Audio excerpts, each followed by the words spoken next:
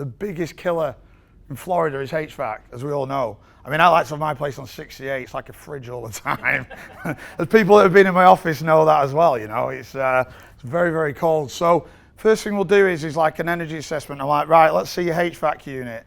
How old's your HVAC unit? It's 15 years old. If it's sat outside and it's shaking like a tractor, you know, you're going to be like, right, that's got to get changed straight away. Changing your HVAC can make your house 30% more efficient straight away. So rather than just going in and giving you a solar proposal based on like your kilowatt hours, I'm going to be like, how old's your AC? If it's only a few years old, it's probably quite economical anyway.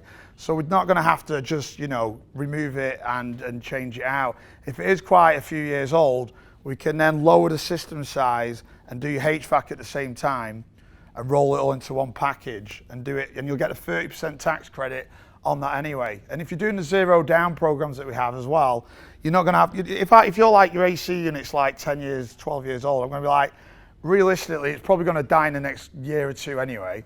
It's not efficient, so that's what's killing your power bill straight away. And then we can change that, and then you're going to have to come out of pocket for it anyway. You might have to pay the AC company 10 grand or whatever it is. If you do it through us, you'll get the solar and the AC. We'll do a smaller size solar system to account because you get a new efficient unit, and then you'll get a 30% tax credit, zero down, and you don't have to come out of pocket for it, which you would if you had to just go and buy an AC unit anyway.